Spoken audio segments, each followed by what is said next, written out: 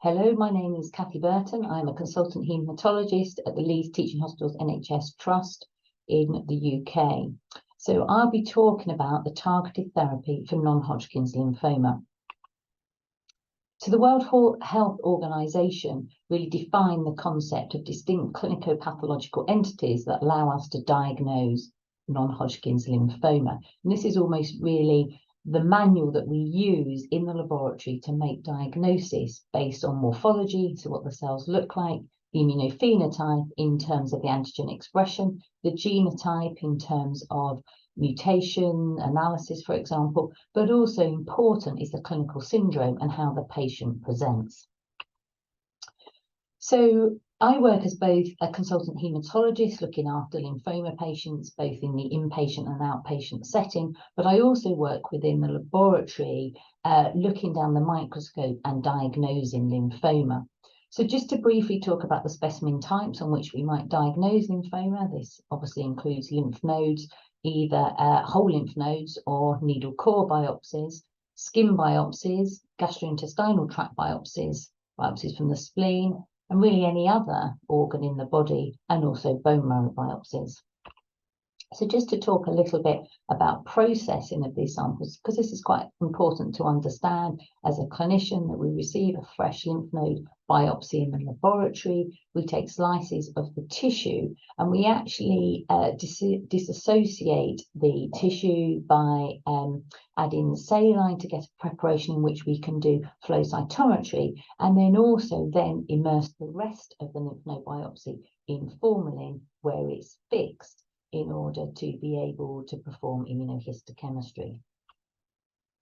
So this is the sample being fixed and being put in a cassette, and this is done using both xylene in terms of clearing the dehydration graded alcohols and then infiltrating in paraffin wax. So this makes immunohistochemistry very easy to do, but does preclude some molecular tests, which is why we try and also get dissociated cells from which we can do flow cytometry and also extract DNA. So this is a lymph node biopsy embedded in paraffin wax, and this allows us then to take sections of the biopsy to perform immunohistochemistry. This is how we put these specimens onto slides using a hot water bath, and then these are slides from quite some time ago, but show the number of slides that we're processing on a daily basis. And these are the chemicals we use for the various types of immunohistochemistry. I also said that we do flow cytometry assays on the liquid phase when we've got fresh samples where we can disassociate material, and we use antibodies labelled with a fluorescent tag, and we use multicolour flow, as I expect you do in many of your laboratories, to look at the expression of several antigens all at the same time. And this allows us to make the diagnosis, but also more frequently, really, we're now using this for assessment of response, particularly for low-level disease, so for minimal residual disease in entities such as chronic lymphocytic leukemia and multiple myeloma, for example. And this is to show for a standard sample where we expect, for example, this to be a diagnosis of lymphoma, we tend to do somewhere between 10 to 12 markers, ranging from CD20, i.e. B-cell markers, through to markers that allow us to look at a particular genotype, i.e. a germinal center versus an activated B-cell lymphoma, through to being able to assess, for example, proliferation rate with Ki-67. So just to briefly talk about how we process the bone marrow biopsies, this is making aspirate slides from the bone marrow biopsies, and you can see highly particulate aspirates here. And this is a bone marrow trophine, and ideally we would receive trophines that are more than 2 centimeters, as this does allow us to make more definitive diagnoses. This is processing of the bone marrow biopsies, and this shows a smear of the bone marrow biopsies, which is particulate, and you're looking downstream from these particles to try and make a diagnosis, and then processed to both MGG and Ginza, as these show up different morphologies, particularly the Ginza stain is good for plasma cells and mast cells. So the outline of the diagnostic process in terms of trying to define that someone has lymphoma is the initial screening process. So we'll look at the initial sample that comes through, maybe a peripheral blood if that's available, a bone marrow aspirate sample, and then based on that, we'll make a provisional diagnosis. In terms of the lymph node biopsies, we'll look at an original H&E slide, and from that, try and work out whether we think this is a B-cell lymphoma, for example, or T-cell lymphoma, or maybe Hodgkin's lymphoma. And from that, we request a certain number of markers to look at the immunophenotype, which confirms either the provisional diagnosis or the sample goes back for more marker assessment. We then also do additional diagnostic and or prognostic tests in terms of flow cytometry, FISH analysis, for example, which I'll talk about in a moment. And then we form a final diagnosis and generate what's called an integrated diagnostic report, i.e. looking at all the components of the diagnostic process to come down for a final diagnosis of a certain type of non-Hodgkin's lymphoma for a particular patient. So we use FISH routinely in the laboratory. This is fluorescent in situ hybridization, a technique which is quite labour intensive for laboratory staff, but is very helpful in terms of making the diagnosis of certain types of lymphoma, and can also provide prognostic or response assessment information. So we look at typical chromosomal translocations to confirm a diagnosis. For example, in Burkitt's lymphoma, looking for the 8-14 translocation. In follicular lymphoma, the 14-18 translocation. In mantle cell lymphoma, as demonstrated here on the left, the 11-14 translocation, which one sees in classical mantle cell lymphoma. And also we use FISH for a gastric mucosal associated lymphomas. The right-hand FISH here is demonstrating the abnormal signal that you see with the break apart FISH for Burkitt lymphoma. So the WHO classification I mentioned at the beginning that defines all non-Hodgkin's lymphoma, and this has been very recently revised, but this is currently in draft form and hasn't yet been published. But in the 2006, which was the last revision, the fourth revision, there was quite a change there in how we diagnose aggressive B-cell lymphomas. So separated out were diffuse large B-cell lymphoma, looking at their cell of origin, i.e. whether they had germinal center B-cell type or an activated B-cell type, and I'll talk a little bit more about that. More high-grade B-cell lymphomas, those that had a MYC and BCL2 and or BCL6 rearrangement, i.e. those lymphomas that generally have a poorer prognosis and respond less well to chemotherapy, and Burkitt lymphoma, which has a sole MYC rearrangement in its pathognomonic of that. There are also other types of aggressive B-cell lymphoma, including which are the primary mediastinal B-cell lymphomas and the plasmablastic lymphomas. So the problem with the high-grade lymphomas is morphologically, they can look very alike, whether they're those with a double hit or a triple hit, or whether this is Burkitt lymphoma. And so we need more sophisticated tests to be able to identify exactly which type of lymphoma this is, and therefore the most appropriate treatment. So Burkitt lymphoma has a very distinct phenotype. It is a B-cell lymphoma, so it strongly expresses CD20 and CD79. It also is known to have a germinal center phenotype, i.e. it's strongly CD10 positive, BCL6 positive, with no expression of activated B-cell markers, for example, IRF4.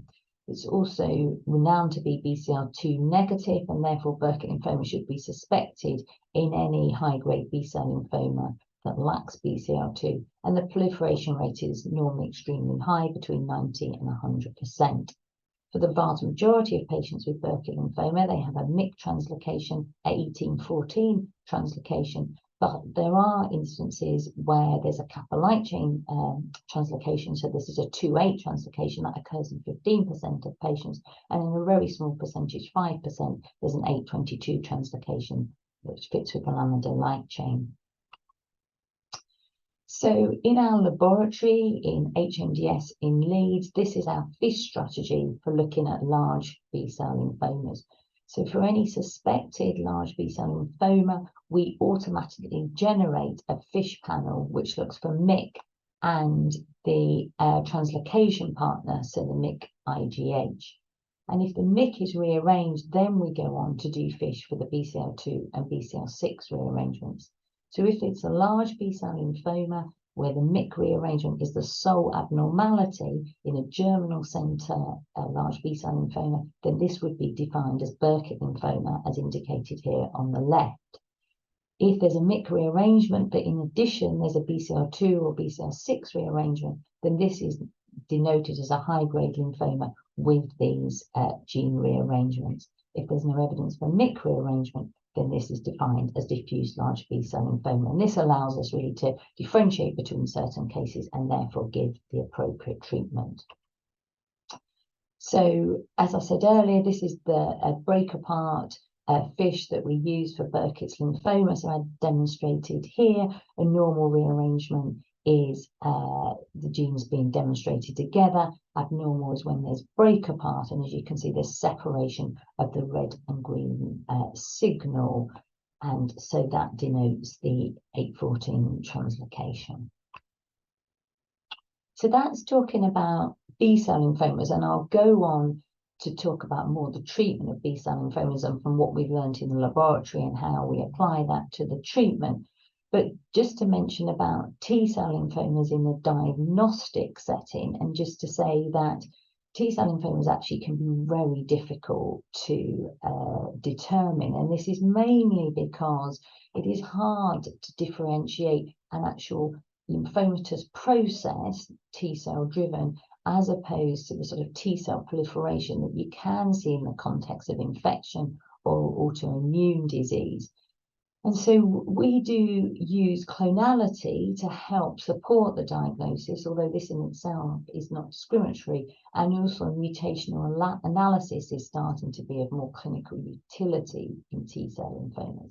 So there are mutations such as RhoA, TEC2, STAT3 that can support a malignant diagnosis. The problem with these mutations are they're not specific to one type. So I was talking about B-cell lymphomas and the particular translocational chromosomal translocation that you can see that are particular to certain types of B-cell lymphomas. You don't get this mutational analysis which is specific to certain T-cell lymphomas. But for example, 75% of angioimmunoblastic T-cell lymphomas have a RhoA mutation, and therefore identification of this mutation supports the diagnosis of a lymphoma as opposed to this being a reactive process.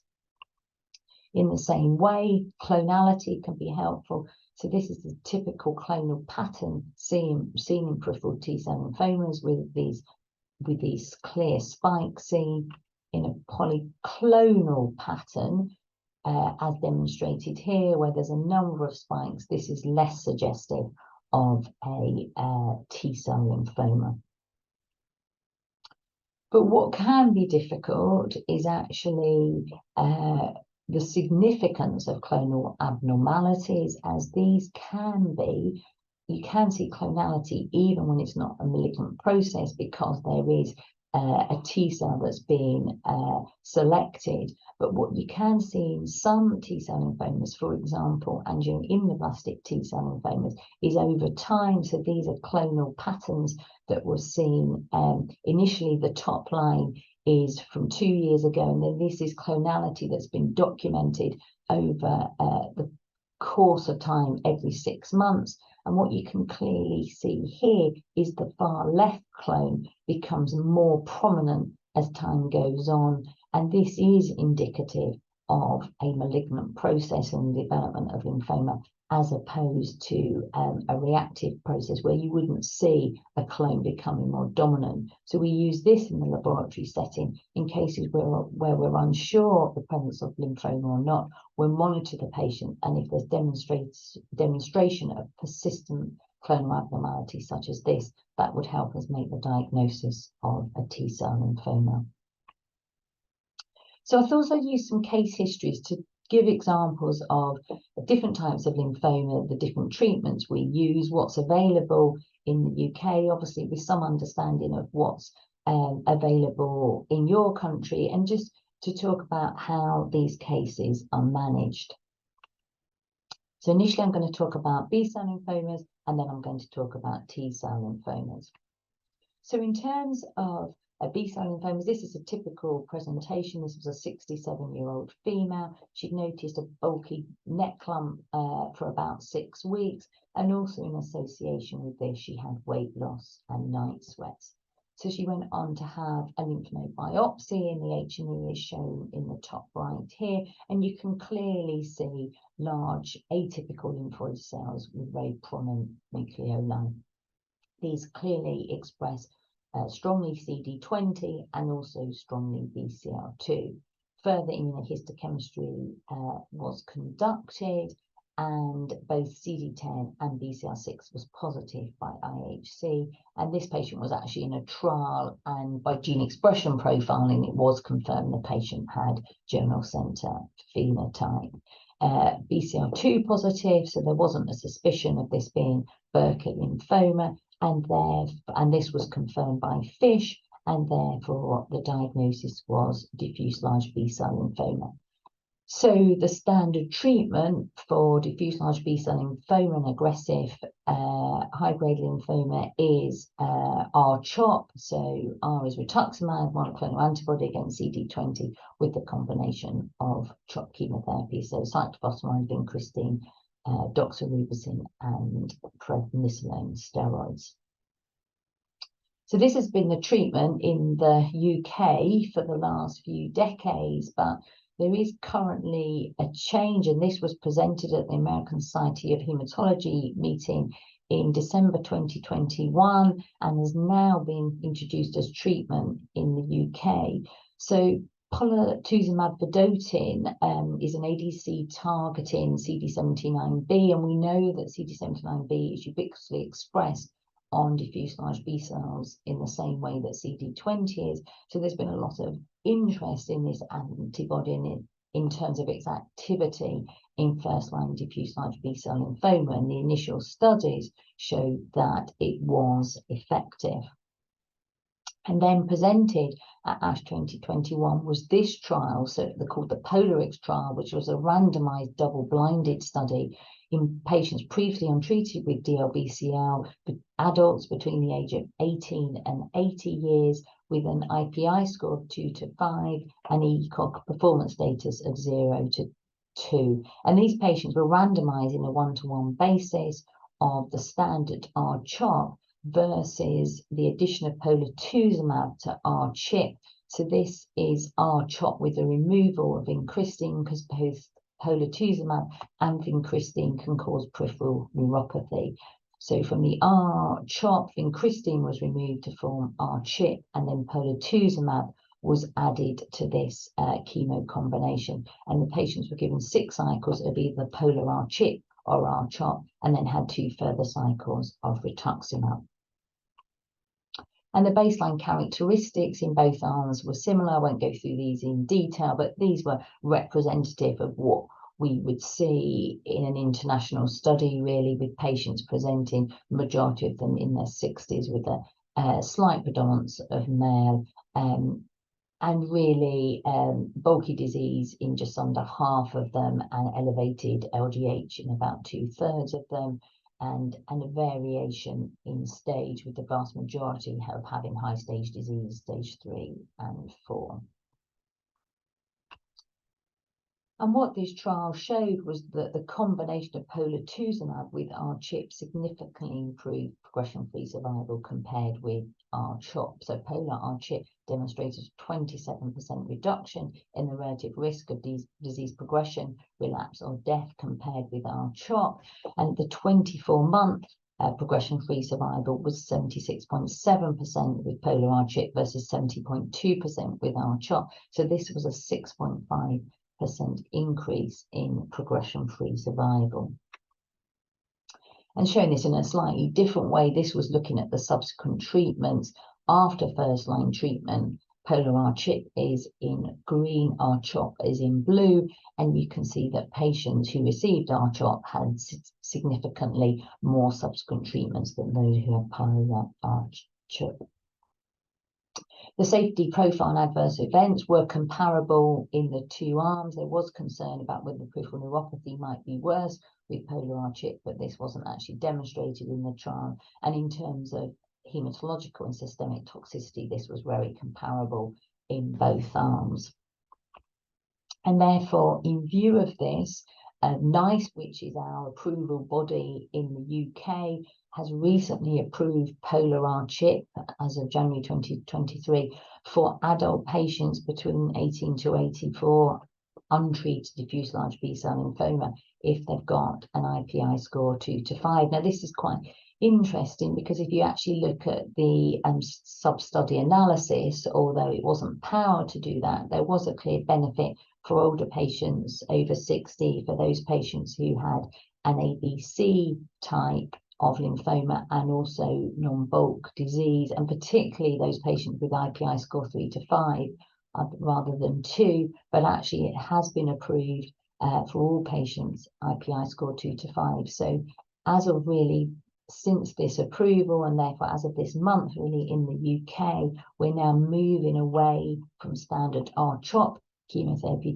for diffuse large B-cell lymphoma to polatuzumab, so 79B antibody plus rituximab, CD20 antibody plus cyclophosphamide, doxorubicin, and prednisolone.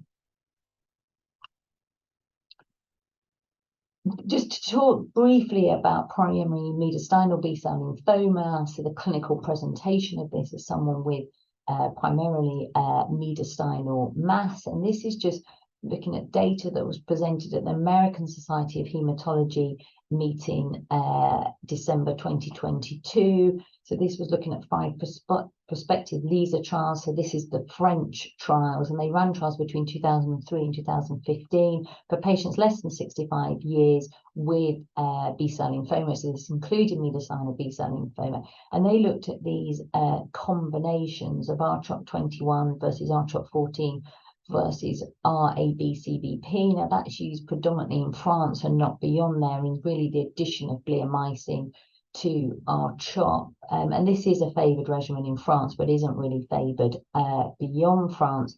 But just to highlight from this trial really that the main characteristics of the 3 arms of the trial were comparable with, so no significant difference. But what this trial clearly did show, and I hope comes across in the graphs here, that R-CHOP 21, i.e. R-CHOP given every 3 days, was inferior to the other arms of the trial. And therefore, for patients with mediastinal B-cell lymphoma, if we're using R-CHOP chemotherapy, this should really be given on a 2-weekly basis with GCSF support, if you have that, rather than a 3-weekly basis, as it does seem that getting earlier disease control improves the outcome. In the UK, our alternative to R-CHOP 14 is DAR-EPOCH, which really is infusional R-CHOP, and the benefit of that again is that one gets earlier disease control. It is more toxic than R-CHOP 14, and we tend to use that particularly for young females where we want to avoid radiotherapy, and therefore if you can get earlier disease control, radiotherapy isn't required. So really just to highlight for primary mediastinal B-cell lymphoma that giving R-CHOP more intensively, i.e. on a 14-day basis rather than 21-day basis, does seem to be beneficial. and there is some data to suggest a more intensive regimen, DAR-R-EPOCH, is also efficacious in this patient group. This trial also concluded that there was no value in frontline autograft, and I think we would all agree with that, and that would not be standard practice in the UK for any type of high-grade B-cell lymphoma. So this is a second case history, slightly different. This was a 56-year-old male with generalized small volume lymphadenopathy, entirely asymptomatic. So just looking down the microscope, the top right is H&E slides of what the cells look like. And you can see, compared with the diffuse large B-cell lymphoma slides, that the cells are much smaller, not always such prominent nucleoli, more sort of monomorphic population. If you look at the top left, you can clearly see a follicular growth pattern, and highlighted by the middle slide is that these follicles are strongly CD20 positive with co-expression of BCL2 and CD10. So this is an aberrant germinal center phenotype, and therefore this is consistent with follicular lymphoma. The bottom left shows the FISH analysis, and this shows the 14/18 translocation, which is seen in follicular lymphoma. And on the bottom right, we have a bone marrow biopsy, a Trophine, and what this shows is clear infiltration with small lymphocytes. And you can see this is particularly paratrabecular in origin, so is associated around the bones, and that's what we typically see in follicular lymphoma, is the paratrabecular infiltration.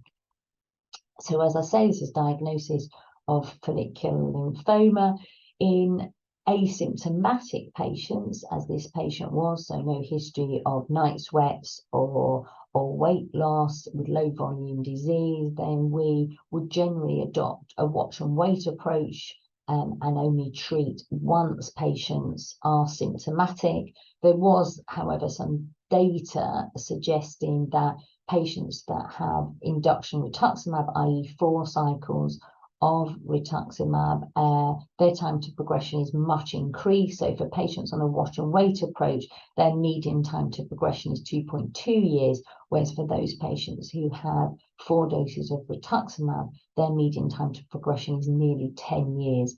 So following on from that ASH abstract that was presented December 2022, there has been discussion about appropriate patients for considering rituximab induction. There are some downsides of rituximab. There's potential increased infection, so it doesn't go without consequence given rituximab, but I think this is something that likely going forward in the UK there will be a change of practice, that there will be some patients with asymptomatic follicular lymphoma that we electively give rituximab induction to try and progress the time until they need further treatment. In terms of patients who are symptomatic with follicular lymphoma, then assuming there's no evidence of transformation, then standard treatment in the UK would be the combination of rituximab with bendamustine, or maybe rituximab with CBP, so that's cyclophosphamide, vincristine and prednisolone. Most patients with straightforward follicular lymphoma, we wouldn't give an anthracycline to for first-line treatment. So just to summarise the treatment of B-cell lymphomas, all patients should now receive rituximab, CD20 monoclonal antibody, which is very effective in B-cell lymphomas and improves both progression-free and overall survival. And it should, as I say, be universally used if the patient's known to be CD20 positive. There are other CD20 monoclonal antibodies, predominantly obinutuzumab, that is used generally in CLL rather than high-grade lymphomas. The Gallium study did look at the benefit of obinutuzumab over rituximab, and there was a slight benefit, but also there was more infusion reactions with obinutuzumab. So generally don't tend to use that for follicular lymphoma. other than at relapse, don't tend to use that up front. Okay. As I've talked about, there's polatuzumab, so that's really the new monoclonal antibody on the block for B-cell lymphomas. So this is CD79B target and is now going to be introduced in the UK for first-line diffuse large B-cell lymphoma. All these monoclonal antibodies are used in combination with chemotherapy. They're not really effective on their own unless, for example, in asymptomatic follicular lymphoma that I was talking about, where they may delay progression and to require further therapy. And anthracycline is necessary for treatment of aggressive lymphomas. The other agent that is used in the UK is BTK inhibitors. So the Bruton tyrosine kinase is an essential component of the B-cell receptor signaling pathway. And ibrutinib has been developed as an oral covalent inhibitor of BTK. So as demonstrated here, oral tablets, and this is the molecular structure of ibrutinib. And this is really a drug that has been introduced to treat some B-cell lymphomas. So for mantle cell lymphoma, ibrutinib and other BTK inhibitors are very effective, both in the first-line treatment and in relapsed refractory setting. So these are only currently available in the UK in the relapsed refractory setting. Actually, during COVID, there was some interim guidance that allowed us to use ibrutinib first line in mantle cell lymphoma, but that's currently not the case anymore. So we generally use BTK inhibitors for patients that relapse after first-line treatment for mantle cell lymphoma. And these are either used as sole agent currently in the relapse setting, or trials have looked at the combination of ibrutinib either in the first-line setting with chemotherapy or in the relapsed refractory setting. So these oral treatment, it is generally very well tolerated, can cause some cardiac issues for patients that have atrial fibrillation, and can also cause some bleeding issues. So these tablets do need to be stopped prior to any surgical intervention, but actually a very mantle cell lymphoma is particularly sensitive to BTK inhibitors, and as oral treatment, this is a very good treatment for patients with relapsed mantle cell lymphoma. BTK inhibitors are also used in CLL. I'm not really talking about CLL in detail here, but BTK inhibitors have a number of roles in CLL, mainly in combination with chemotherapy. And the role of these inhibitors has been investigated in other B-cell lymphomas. For example, there's been trials such as the Phoenix trial looking at the addition of a BTK inhibitor to R-CHOP. Actually, that data hasn't been as exciting as we may have expected, but I think that's probably because you need to identify molecularly patients that would benefit from these inhibitors. And ibrutinib was the first generation BTK inhibitor, but now there's other BTK inhibitors coming into the field, particularly acalabrutinib and zanubrutinib, which are second generation BTK inhibitors, so don't have some of the side effects of ibrutinib in terms of the cardiac problems and bleeding problems, and are likely to become the larger players really in the treatment of CLL and probably mantle cell lymphoma. I would now like to talk about the treatment of T-cell lymphomas.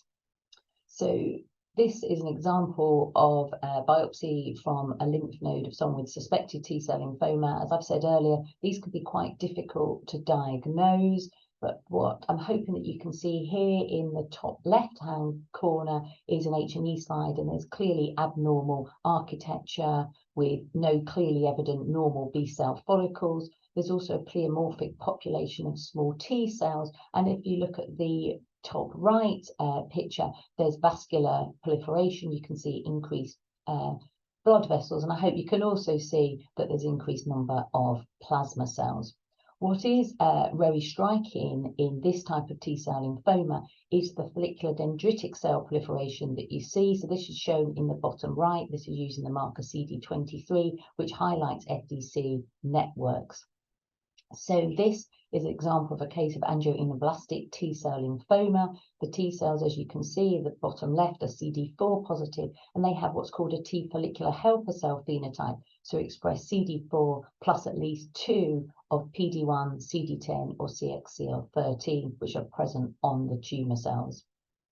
What one commonly sees in angioimmunoblastic is a monoclonal T cell population. So I talked about that earlier, the significance of T cell clonality and how that can help support the diagnosis of malignant process, although this information in its sole entity as clonality isn't sufficient to prove malignancy. And the other thing that ought to be investigated in angioimmunoblastic T cell lymphoma is EBV status, because the associated B cells are often EBV positive. So as I say, this is an example of angioimmunoblastic T cell lymphoma. This can be a difficult diagnosis to make on a tissue biopsy, but also requires clinical correlation with the presentation of the patient, because they often have pleural effusions and a skin rash. Then patients who are to remain in remission, often they relapse. There's also a etoposide, which people do use in combination with CHOP chemotherapy, and that does improve some responses, but this is generally only in those under 60, and there is significant toxicity with the addition of etoposide. So we do worry about adding etoposide in most patients, because the vast majority of them are over 60. One thing I just wanted to mention was targeted therapy, and in T cells lymphoma, this is brentuximab vedotin that's a target against CD30. So as demonstrated here, you've got the anti-CD30 monoclonal antibody, which connects to the MMAE, the monomethyl aristine E, and that allows basically enveloping then of the CD30 antibody. It binds to the tubulin and disrupts the microtubule network, and is therefore effective in causing cell death. So this is just an example of a case history of a 56-year-old male who presented with localized left axillary lymph node. There's abnormal large cells within this that express CD30, RF4, CD3, and also ALK positive. And this is a diagnosis of anaplastic T cell lymphoma. So the ECHELON-2 trial, which was published last year, looked at the combination with brentuximab vedotin with CHIP. So again, brentuximab can cause peripheral neuropathy in the same way that polatuzumab does. So when using it in combination with CHOP, again, take out the vincristine to try and reduce the peripheral neuropathy. And this was compared with CHOP in frontline patients with CD30 positive peripheral T cell lymphoma. And as you can see demonstrated here, the top arm is brentuximab vedotin plus CHIP, and this resulted in a better progression-free survival. And this is demonstrated here as well. And what you can clearly see if you look towards the bottom of the table is the vast majority of patients had anaplastic T cell lymphoma. There are very small numbers in the other disease entities. And so this combination of BV-CHIP has been approved for use in the UK for frontline anaplastic large cell lymphoma, but not beyond that, so not for other T cell lymphomas. And the overall survival, although better, isn't as significant as the PFS, but this is now frontline treatment for us for anaplastic T cell lymphoma, the combination of brentuximab, the target against CD30 plus CHIP. So just to summarize the treatment of T cell lymphomas, they're difficult to diagnose, they respond less well to therapy. Combination chemotherapy is usually used, but not really specific for T cell lymphomas. Targeted therapy is available in terms of brentuximab. So this is used for T cell lymphomas, and just in brackets, I've put Hodgkin's lymphoma because we use it predominantly in Hodgkin's lymphoma, but it is available first-line therapy for anaplastic T cell lymphoma in the UK in combination with CHIP.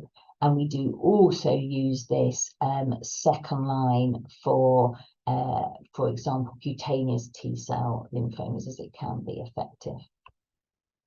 So just to summarize my whole talk, undoubtedly there are increasing number of targeted therapies for non-Hodgkin's lymphoma. Most targeted therapies are better for patients because they have less side effects. However, you do need the laboratory techniques to make the diagnosis and identify targets. And I think that's why, for example, as I was saying, BTK inhibitors haven't been as effective in high-grade lymphoma as we might have expected them to be. Undoubtedly, you need the access to drugs, and even with these drugs available, even in the UK, they're only licensed for certain lines of treatment. We can't use them for all patients, for all different lines of treatment. And I think what we really need as an international community is to do trials, clinical trials, to decide the best use of these targeted therapies. So just determine which patients are most likely to benefit from these targeted therapies, and making sure that the right patients get the right therapy for their particular type of lymphoma or the particular molecular abnormality that they have. Thank you very much indeed, and I hope you've enjoyed the talk.